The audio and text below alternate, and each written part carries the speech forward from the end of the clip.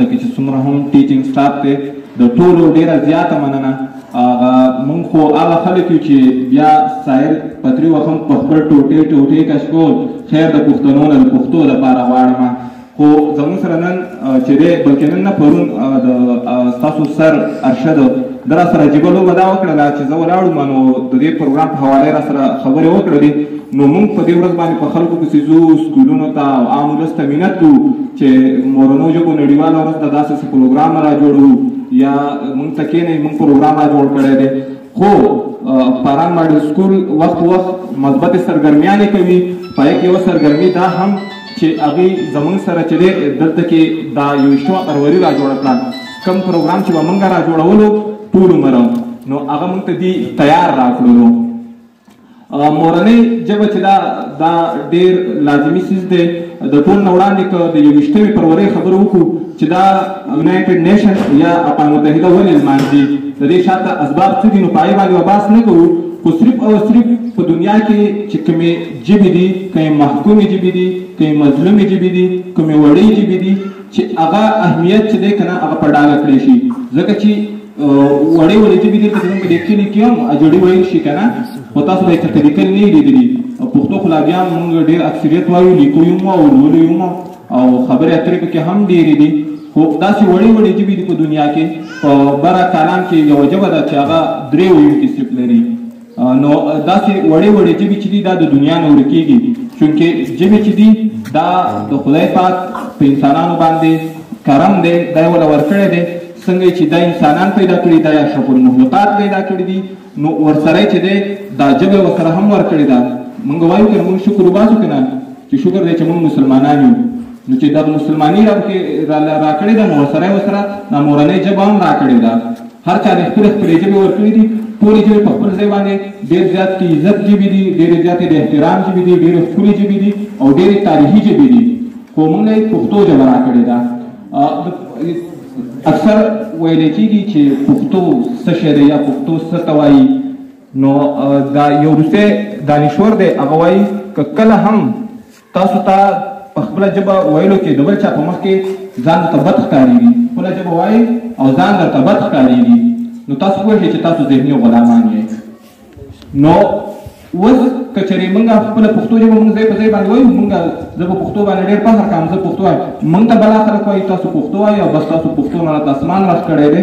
اوس پښتو نه خو موږ اسمان نه دی راکړی دا خدای پاک راکړې موږ له داسې ژبه ده چې دا د اسمان په شانتې ده. بل چا له اردو ورکړي بل چا له هندي ورکړي بل چا له وایي چې دی فارسي او عربي ورکړي ما له خو یې پښتو راکړې ما باندې خو پښتو بل اسمان دی. نو موږ هم یو ډېره خوږه ژبه وایو یو ډېره تاریخي ژبه وایو. د کومې تاریخ څخه شاوخوا صرف د یوې ټپې نه چې دی موږ اندازه کوو نو هغه 15,000 کاله دی.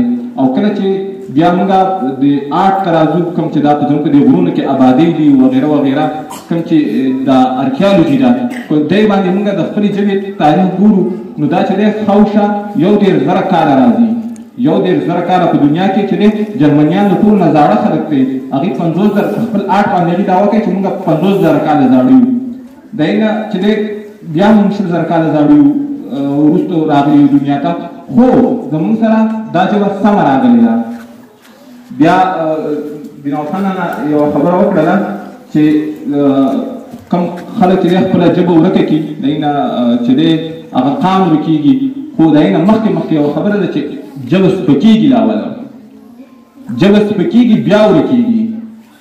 ژبه څنګه سپکېږي تاسو به بلا خلک لیدلي وي هغه خبره چې دی د پښتو نه شروع کړي په منځ کې پکې بلا انګلیش ووایي ختمه یې په اردو باندې کړي نو په منځ کې پکې د پښتو هغه اهمیت چې دی هغه له منځه لاړ شي.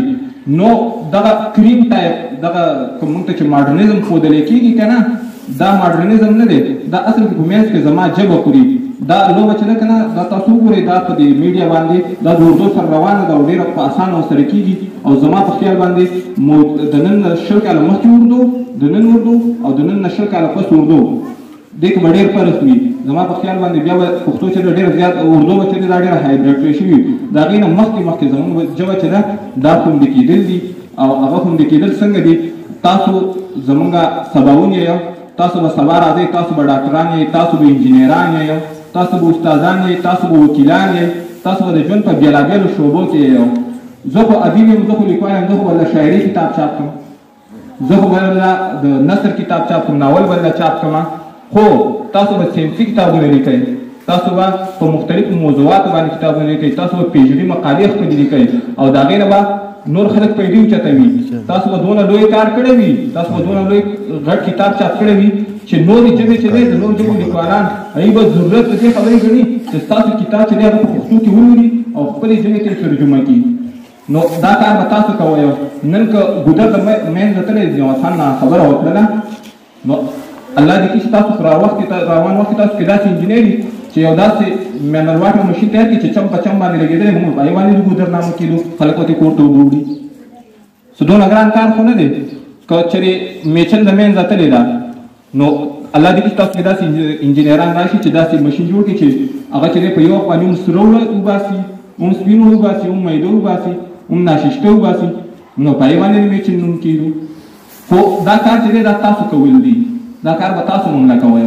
مونږ خو به د کتابونه چاپ کوو او مونږ چې دی د خپل وسه پورې او ګلالو ماشومان مونږ د خپل وسه پورې کوشش کوو چې دا ژبه چې ده دا په خلکو ومنو، دې ته خلک مجبور کړو او کړی مو دی. که هېڅ څه چې تاسو را ضربې کېږئ، تاسو پیغلې کېږئ، نو مونږ په دې صوبه باندې کم څه کم دا هر څه سره منلي وي چې دا هر څه سره مونږ منلي وي، نو بیا به تاسو چې دی په ټوله دنیا ومنئ.